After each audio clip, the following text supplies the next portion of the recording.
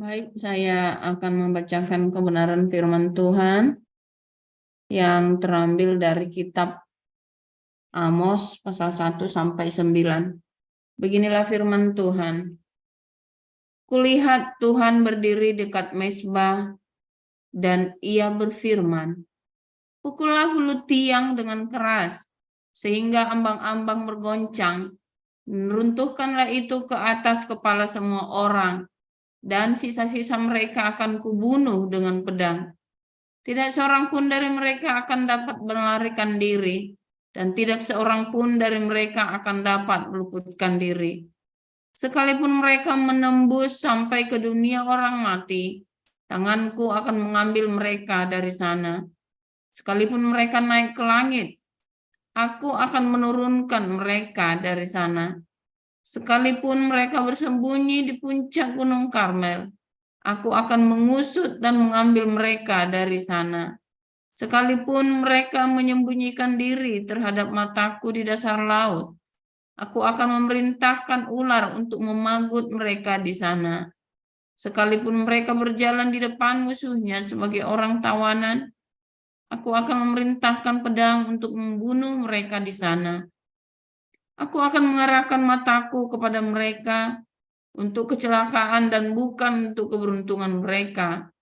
Tuhan Allah semesta alamlah yang menyentuh bumi sehingga bergoyang dan semua penduduknya berkabung dan seluruhnya naik seperti sungai Nil dan surut seperti sungai Mesir yang mendirikan anjungnya di langit dan mendasarkan kubahnya di atas bumi, yang memanggil air laut dan mencurahkannya ke atas permukaan bumi. Tuhan, itulah namanya. Bukankah kamu sama seperti orang Ethiopia bagiku, hai orang Israel? Demikianlah firman Tuhan. Bukankah aku telah menuntun orang Israel keluar dari tanah Mesir, orang Filistin dari Kaftor, dan orang Aram dari Kir? Sesungguhnya Tuhan Allah sudah mengamati kerajaan yang berdosa ini. Aku akan memunahkannya dari muka bumi. Tetapi aku tidak akan memunahkan keturunan Yakub sama sekali. Demikianlah firman Tuhan. Sebab sesungguhnya aku memberi perintah dan aku mengiraikan kaum Israel di antara segala bangsa, seperti orang mengiraikan ayak, dan sebiji batu kecil pun tidak akan jatuh ke tanah. Oleh pedang akan mati terbunuh semua orang berdosa di antara umatku, yang mengatakan, malapetaka itu tidak akan menyusul dan tidak akan mencapai kami. Pada hari itu, aku akan mendirikan kembali pondok Daud yang telah roboh. Aku akan menutup pecahan dindingnya dan akan mendirikan kembali reruntuhannya. Aku akan membangunnya kembali seperti di zaman dahulu kala, supaya mereka menguasai sisa-sisa bangsa Edom dan segala bangsa yang kusebut milikku. Demikianlah firman Tuhan yang melakukan hal ini. Sesungguhnya waktu akan datang, demikianlah firman Tuhan, bahwa pembajak akan tepat menyusul penuai dan pengirik buah anggur penabur benih. Gunung-gunung akan meniriskan anggur baru dan segala bukit akan kebanjiran. Aku akan memulihkan kembali umatku Israel. Mereka akan membangun kota-kota yang licin, tandas dan mendiaminya. Mereka akan menanami kebun-kebun anggur dan minum anggurnya. Mereka akan membuat kebun-kebun buah-buahan dan makan buahnya. Maka aku akan menanam mereka di tanah mereka, dan mereka tidak akan dicabut lagi dari tanah yang telah kuberikan kepada mereka, firman Tuhan Allahmu. Demikian. Ya, terima kasih Bu Sarma. Silakan dilanjutkan Ibu Cinta dari Kisah Rasul pasal 15 ayat 1 sampai 21, nanti Ibu Mbak Nomi 22 sampai 34, kemudian diteruskan ayat 35 sampai 41 Ibu Rima. Silakan Ibu Cinta. Ya, baik Pak Ginjung. Kisah Para Rasul 15 ayat 1 sampai 21. Beberapa orang datang dari Yudea ke Antioquia dan mengajarkan kepada saudara-saudara di situ. Jikalau kamu tidak disunat menurut adat istiadat yang diwariskan oleh Musa, kamu tidak dapat diselamatkan. Tetapi Paulus dan Barnabas dengan keras melawan dan membantah pendapat mereka itu. Akhirnya ditetapkan supaya Paulus dan Barnabas serta beberapa orang lain dari jemaat itu pergi kepada rasul-rasul dan penatua-penatua di Yerusalem untuk membicarakan soal itu. Mereka diantarkan oleh jemaat sampai keluar kota. Lalu mereka berjalan melalui Fenisia dan Samaria. Dan di tempat-tempat itu mereka menceritakan tentang pertobatan orang-orang yang tidak mengenal Allah. Hal itu sangat menggembirakan hati saudara-saudara di situ. Setibanya di Yerusalem, mereka disambut oleh jemaat dan oleh rasul-rasul dan penatua-penatua. Lalu mereka menceritakan segala sesuatu yang Allah lakukan dengan perantaraan mereka. Tetapi beberapa orang dari golongan Farisi yang telah menjadi percaya datang dan berkata, orang-orang bukan Yahudi harus disunat dan diwajibkan untuk menuruti hukum Musa. Maka bersidanglah rasul-rasul dan penatua-penatua untuk membicarakan soal itu.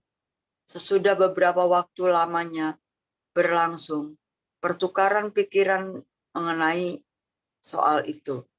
Berdirilah Petrus dan berkata kepada mereka, "Hai saudara-saudara, kamu tahu bahwa telah sejak semula Allah memilih aku dari antara kamu, supaya dengan perantaraan mulutku bangsa-bangsa lain mendengar berita Injil dan menjadi percaya. Dan Allah yang mengenal hati manusia telah menyatakan kehendaknya untuk menerima mereka, sebab Ia mengaruniakan Roh Kudus juga kepada mereka, sama seperti kepada kita. Dan Ia sama sekali tidak mengadakan perbedaan antara kita dengan mereka, sesudah Ia menyucikan hati mereka oleh iman. Kalau demikian, mengapa kamu mau mencobai Allah dengan meletakkan pada tengkuk murid-murid itu suatu kuk yang tidak dapat dipikul, baik oleh nenek moyang kita maupun oleh kita sendiri? Sebaliknya, kita percaya bahwa oleh kasih karunia Tuhan Yesus Kristus kita akan beroleh keselamatan sama seperti mereka juga. Maka diamlah seluruh umat itu. Lalu mereka mendengarkan Paulus dan Barnabas menceritakan segala tanda dan mukjizat yang dilakukan Allah dengan perantaraan mereka di tengah bangsa-bangsa lain.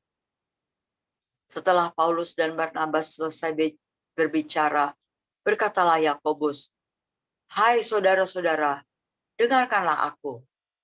Simon telah menceritakan bahwa sejak semula Allah menunjukkan rahmat-Nya kepada bangsa-bangsa lain, yaitu dengan memilih suatu umat dari antara mereka bagi namanya.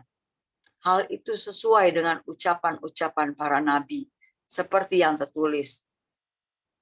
Kemudian aku akan kembali dan membangunkan kembali pondok Daud yang telah roboh, dan reruntuhannya akan kubangun kembali dan akan kuteguhkan, supaya semua orang lain mencari Tuhan, dan segala bangsa yang tidak mengenal Allah yang kusebut milikku.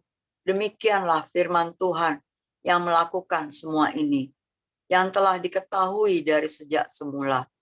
Sebab itu, aku berpendapat bahwa kita tidak boleh menimbulkan kesulitan bagi mereka dari bangsa-bangsa lain yang berbalik kepada Allah. Tetapi kita harus menulis surat kepada mereka, supaya mereka menjauhkan diri dari makanan yang telah dicemarkan berhala-berhala, dari percabulan, dari daging binatang yang mati dicekik, dan dari darah. Sebab sejak zaman dahulu, hukum Musa diberitakan di tiap-tiap kota, dan sampai sekarang hukum itu dibacakan tiap-tiap hari Sabat di rumah-rumah ibadat. Demikian. Saya lanjutkan. Maka rasul-rasul dan penatua-penatua beserta seluruh jemaat itu mengambil keputusan untuk memilih dari antara mereka beberapa orang yang akan diutus ke Antioquia bersama-sama dengan Paulus dan Barnabas, yaitu Yudas yang disebut Barsabas dan Silas. Keduanya adalah orang terpandang di antara saudara-saudara itu. Kepada mereka diserahkan surat yang bunyinya, salam dari rasul-rasul dan penatua-penatua dari saudara-saudaramu kepada saudara-saudara di Antioquia, Syria, dan Kilikia yang berasal dari bangsa-bangsa lain. Kami telah mendengar bahwa ada beberapa orang di antara kami yang tidak mendapat pesan dari kami, telah menggelisahkan dan menggoyangkan hatimu dan dengan ajaran mereka. Sebab itu dengan bulat hati kami telah memutuskan untuk memilih dan mengutus beberapa orang kepada kamu bersama-sama dengan Barnabas dan Paulus yang kami kasihi, yaitu 2 orang yang telah mempertaruhkan nyawanya kepada nama Tuhan kita Yesus Kristus. Maka kami telah mengutus Yudas dan Silas yang dengan lisan akan menyampaikan pesan yang ditulis ini juga kepada kamu. Sebab adalah keputusan Roh Kudus dan keputusan kami, supaya kepada kamu jangan ditanggungkan lebih banyak beban daripada yang perlu ini. Kamu harus menjauhkan diri dari makanan yang dipersembahkan kepada berhala, dari darah, dari daging binatang yang mati dicekik, dan dari percabulan. Jikalau kamu memelihara diri dari hal ini, kamu berbuat baik. Sekianlah selamat. Setelah berpamitan, Yudas dan Silas berangkat ke Antioquia. Di situ mereka memanggil seluruh jemaat berkumpul, lalu menyerahkan surat itu kepada mereka. Setelah membaca surat itu, jemaat bersukacita karena isinya yang menghiburkan. Yudas dan Silas, yang adalah juga nabi, lama menasihati saudara-saudara itu dan menguatkan hati mereka. Dan sesudah beberapa waktu keduanya tinggal di situ, saudara-saudara itu melepas mereka dalam damai untuk kembali kepada mereka yang mengutusnya. Tetapi Silas memutuskan untuk tinggal di situ. Ayat 35.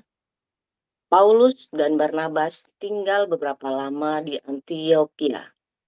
Mereka bersama-sama dengan banyak orang lain mengajar dan memberitakan firman Tuhan.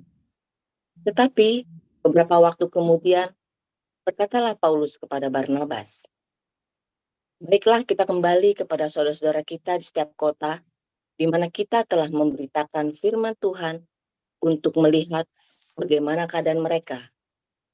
Barnabas ingin membawa juga Yohanes yang disebut Markus, tetapi Paulus dengan tegas berkata bahwa tidak baik membawa serta orang yang telah meninggalkan mereka di Pamfilia dan tidak mau turut bekerja bersama-sama dengan mereka. Hal itu menimbulkan perselisihan yang tajam sehingga mereka berpisah. Dan Barnabas membawa Markus juga sertanya berlayar ke Siprus. Tetapi Paulus memilih Silas, dan sesudah diserahkan oleh saudara-saudara itu kepada kasih karunia Tuhan, berangkatlah ia mengelilingi Syria dan Kilikia sambil meneguhkan jemaat-jemaat di situ. Demikianlah sabda Tuhan. Terima kasih para lektor, Ibu Sarma, Ibu Cinta, Mbak Nomi, Bu Rima, Pak Yuda. Firman Tuhan pagi ini datang kepada kita dengan judul Sukot Israel versus Hamas. Silakan Pastor Paul.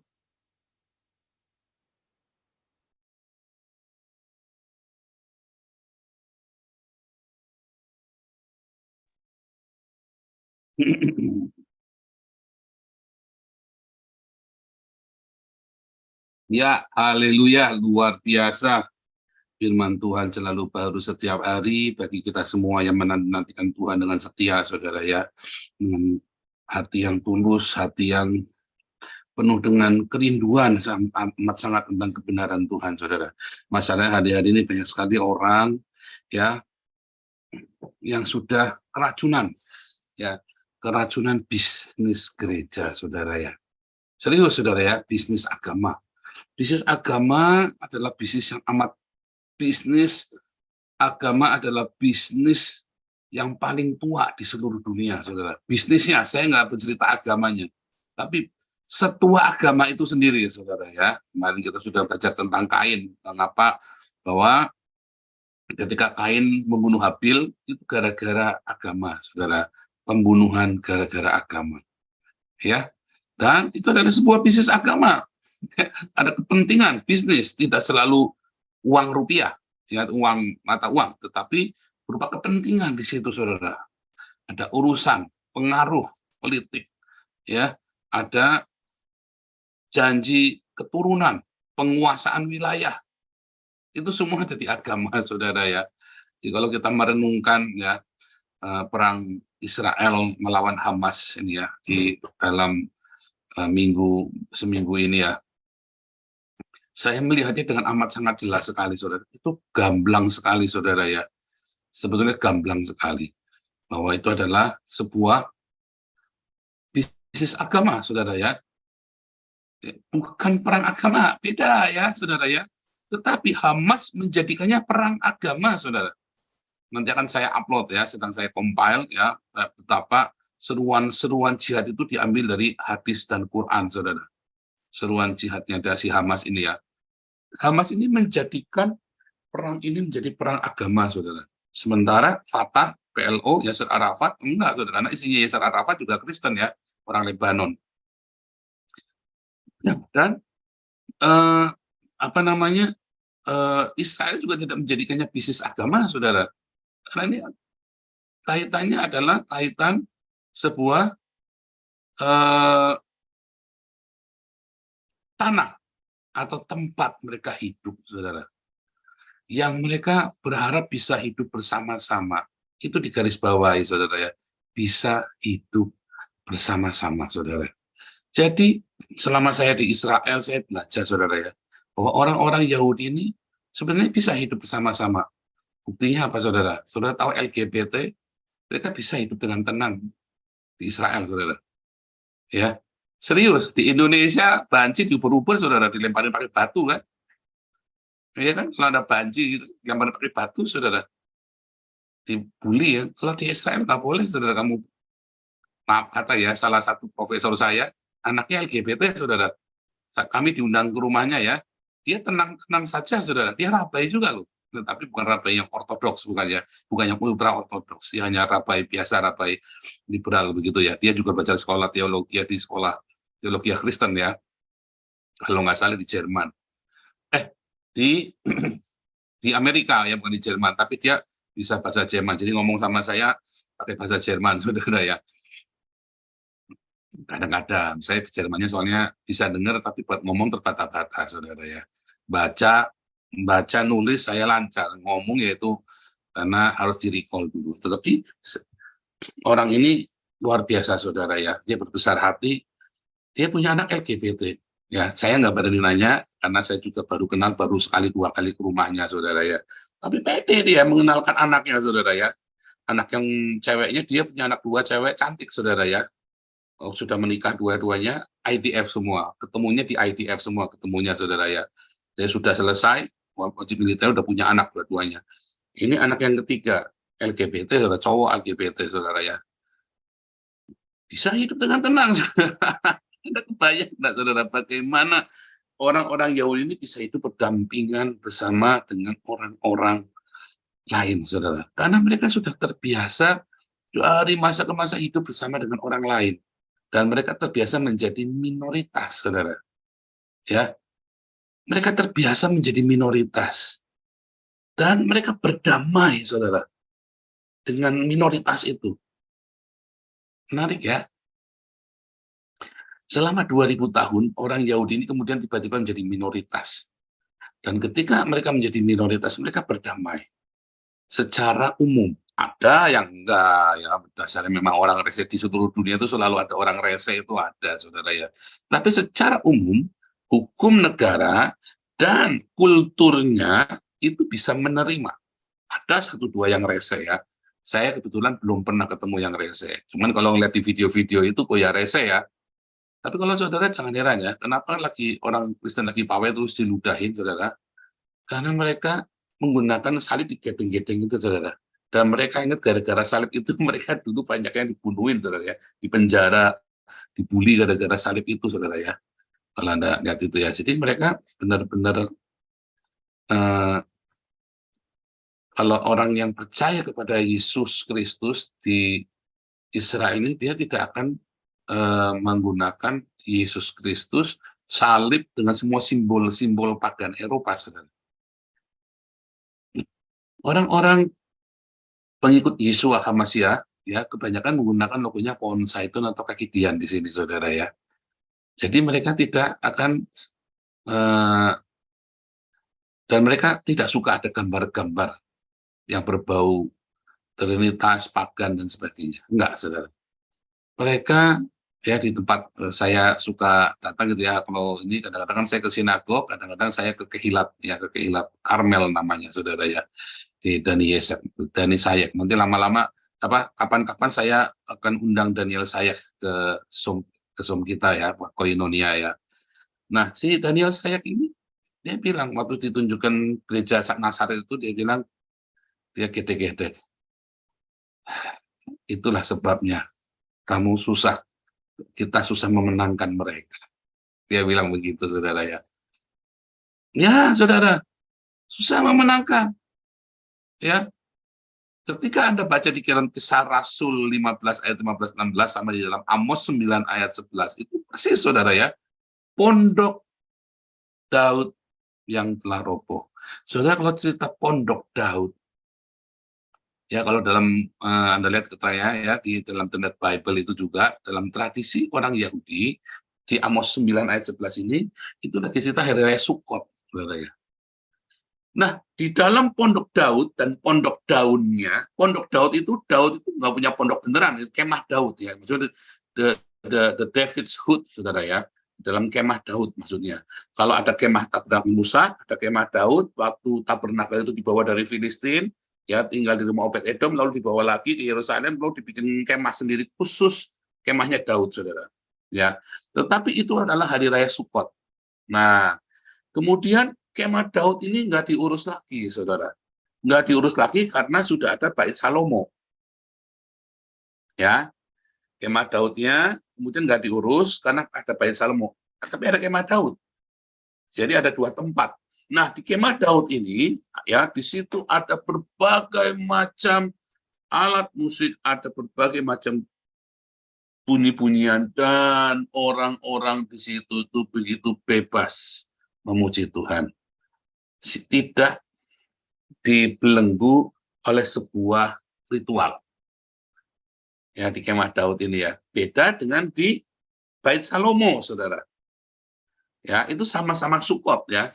Peresmian Bait Salomo juga hari raya Sukkot, saudara ya. Peresmian Bait Salomo itu juga saat hari raya Sukkot. Kemah Daud itu kita merayakan kemah Daud, tapi itu juga hari raya Sukkot. Makanya ditiup sangkakala.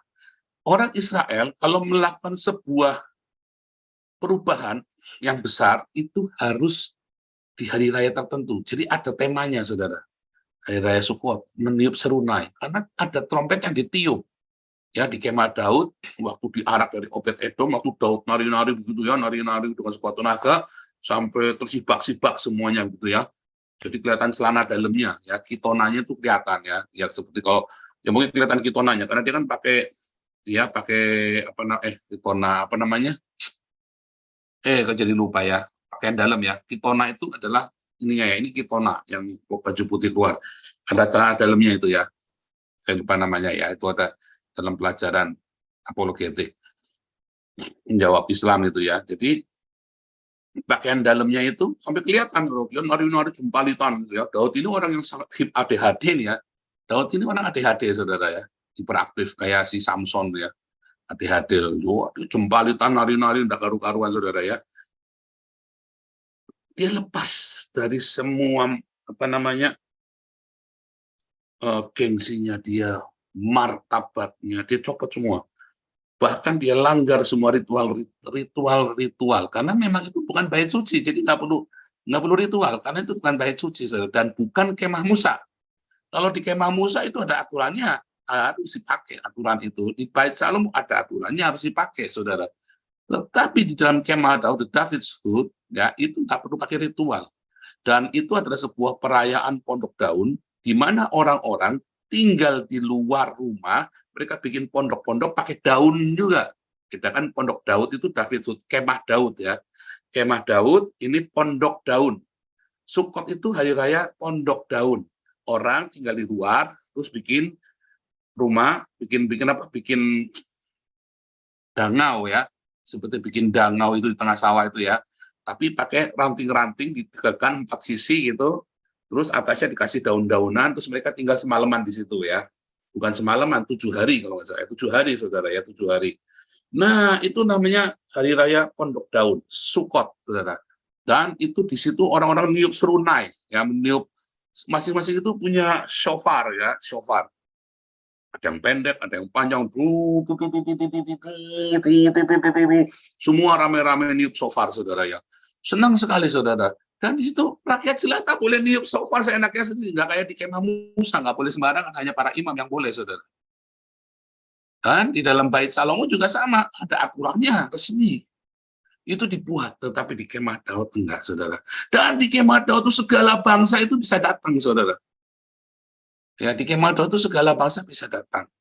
Karena tidak ada batas suci di situ, saudara. Ya, enggak ada batas sucinya lagi.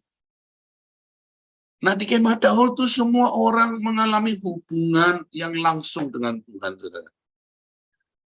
Bukan sebuah mistis, pengalaman mistis, tetapi sebuah sukacita alami, sebuah kehidupan ibadah yang alami.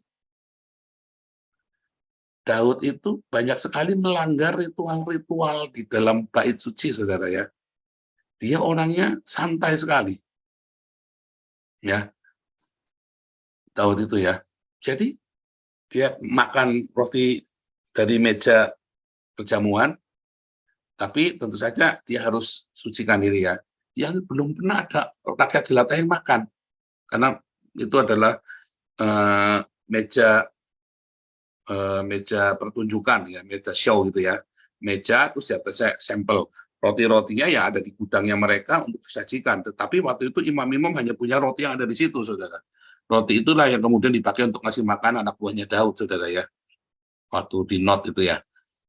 Nah, saudara, tidak ada ritual, tidak ada semua peraturan-peraturan, itu begitu alami, saudara. Tetapi satu-satunya nabi, satu-satunya raja, satu-satunya orang yang dikatakan sebagai biji mata Tuhan, hanya Daud, saudara. Ajaib kan? Tidak ada ritual, tidak ada aturan-aturan baku, liturgi dan segala macam. Bahkan dia lompat-lompat, tidak ada kasta, tidak ada level, saudara. Semua nyampur, budak, majikan, kumpul di kemah Daud, orang segala bangsa yang datang ke situ boleh sama-sama melihat acara itu kan dibuka. Beda kalau di bait suci, ada ruangan masuk halaman aja orang kafir nggak boleh, saudara. Orang non Yahudi aja nggak boleh kalau belum sunat. Masuk halaman aja nggak boleh, saudara ya. Nah, terus di halaman basuh, masuk ruangan suci, masuk ruangan maha suci. Di kemah Daud enggak, saudara. Di situ ada sukacita, ada pujian, penyembahan dalam musik, nyanyian, ya, semua alat musik itu ada. Mereka bebas menyembah tanpa ritual, tanpa liturgi. Yang ada adalah kemegahan, dan itu musiknya bukan kalau pembanding itu ya. Semua revival, semua kebangunan rohani yang menginspirasi rakyat itu bukan dengan musik-musik konvensional, ya, tetapi adalah musik yang rakyat jelata, saudara, di mana rakyat bisa bebas mengekspresikan dirinya, mencintai Tuhannya, ya. Makanya saya sedih sekali kalau ada gereja yang suka ngelarang, boleh musik ini, musik itu, ini musik setan, musik apa segala macam. Saya bilang musik ya musik, bedanya apa musik ya musik, mau dangdut, mau rock, mau apa, ya musik ya musik, tinggal kamu mau mengarahkannya kemana, ya konten kamu mau arahkan kemana, bukan musiknya yang dari setan apa bukan. Kadang-kadang lucu ya, saudara, ini orang-orang Apa yang mau saya bicarakan, saudara? Saudara, ketika Israel dan Hamas ini, lihat Hamas, dia menjual Tuhan ya untuk membenarkan semua perbuatannya dia, saudara. Memperkosa, menyembelih bayi, ya, dengan menjual Tuhannya, saudara. Allahu Akbar, Allahu Akbar, Allahu Akbar. Sementara Israel sama sekali tidak menyebutkan ya tentang agama di situ, saudara. Ya, Israel tidak menyebutkan agama dalam setiap narasinya. Ya kalau lagi berdoa ya berdoa ya, ada 50.000 orang, 5.000 orang berdoa di tembok ratapan kemarin kita lihat ya waktu hari raya Sukot. Tetapi di dalam narasinya Israel itu begitu sekuler, tetapi mereka pribadi mereka punya kehidupan dengan Tuhannya yang benar, saudara. Menarik ya, saudara ya, menarik. Yang ini yang gorok sedikit-sedikit sebut Allahu Akbar, Allahu Akbar. Yang ini dia berjuang sebelum berperang, ya dia pakai tefilimnya, kemudian dia pasang ininya, pasang talitnya, lalu dia mulai recite ya. Sema Israel Adonai Elohim Adonai Adonai Elohim. Itu yang sudah di-recite, saudara ya. Nah, baru kata Adonai Elu Melek Haolam. Terus dia di-recite, saudara. Ya. Tetapi setelah perang-perang, mereka nggak dikit-dikit ngomong agama, Masya Allah, apalagi enggak, saudara. Ya. Nah, ini kalau bagus lagi ya, saya nonton filmnya Fauda lagi ya di Netflix itu ya. Saya sampai ketawa terbahak-bahak. Saya saja tahu, saudara, salahnya di mana. Ada orang Palestina, Hamas, dia menyamar menjadi orang Yahudi dengan aksen yang sangat Yahudi di satu daerah di Yahudi itu. Namanya daerah, sebentar saya lupa, pokoknya nama daerahnya itu dekat Yerusalem itu ya. Aksennya sama persis dari desa itu gitu ya. Oh, saya dari sini, dia bilang begitu. Aksennya bagus sekali, saudara. Profesional dia latihan untuk jadi spy, saudara. Salahnya di mana orang ini, saudara? Mata-mata ini, salahnya di mana? Ya, dia bilang insya Allah dalam bahasa Yahudi, saudara. Sedikit-sedikit dia ngomong insya Allah dalam bahasa Yahudi. Orang Yahudi itu nggak pernah ngomong insya Allah, saudara ya. Ya.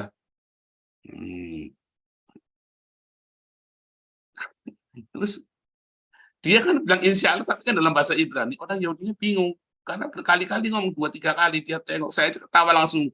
Ketahuan ya, mati dah dia. Bener, ketahuan, tembak. Dikit-dikit musuhnya Tuhan. Pelakuannya badak mau bunuh orang, saudara. Siapa di sini yang dikit-dikit Tuhan, dikit-dikit Tuhan mulutnya, tetapi kelakuannya badak, saudara. Jangan.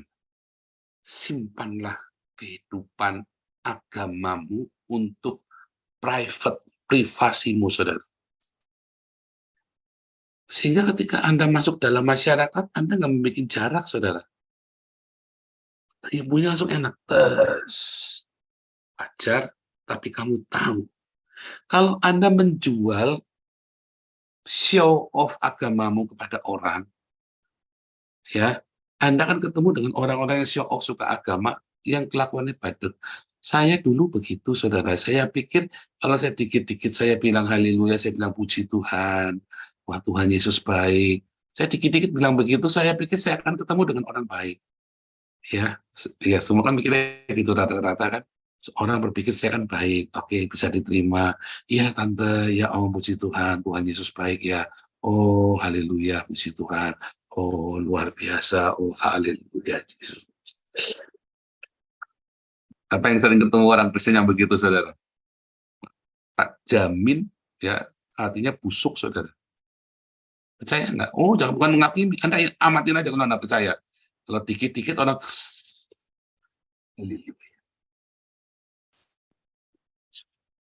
dikit-dikit ya begitu, saudara.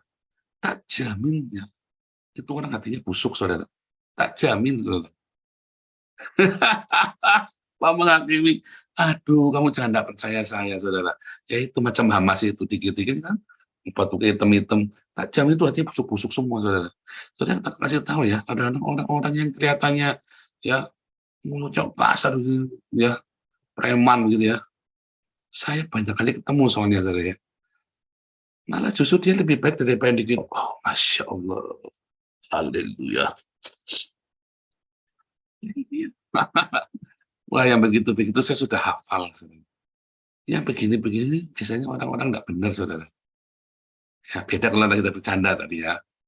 Wah, lu bercanda. Tapi orang juga kode buyut. Kayak gitu ya.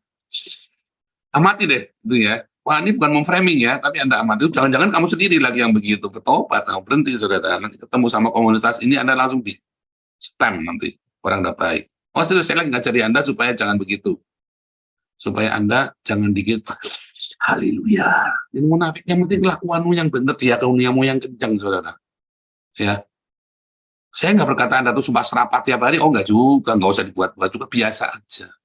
Jadi normal. Nggak usah tunjukkan identitas agamamu. Kalau perlu di rumah itu kamu nggak perlu pakai identitas agama itu, copot semua, saudara. Oh, kalau gitu tak ganti gambar playboy, ya goblok. Jangan, saudara. Jangan malah begitu. Cuma artinya, buat apa identitas agama di rumahmu? Jangan salib, gambar Yesus, gambar Maria, apalagi, saudara. Itu membuatmu itu akan menjadi orang, akan mandek kamu di situ, saudara. Makanya dikatakan, aku akan membangun kemah Daud yang roboh dan akan menambalnya. Gapnya ditambal, ditutup, saudara. Artinya di situ kita ada kehidupan bersama Tuhan yang alamiah. Bukan simbol-simbol, lambang-lambang. Anak saya ajarin begitu. Jadi anak saya kalau ketemu sama orang gereja karismatik yang ada di Belanda ini atau di Jerman, terus yang orangnya begitu, saudara. Ya, tapi jangan ngomong anak saya nggak beriman. Oh, anak saya bisa lebih beriman daripada Anda, saudara ya. Saya kan pernah bilang list doanya semua tidak ada yang dijawab sama Tuhan. Ya, dua-dua anak saya itu kalau bilang berdoa, tak suruh teriak doa, tidak ada yang tidak dikabulkan, saudara. Serius, saudara. Jangan mudah beriman. Ya, anak saya itu diakoninya kencang itu kasih ke kamar, saudara.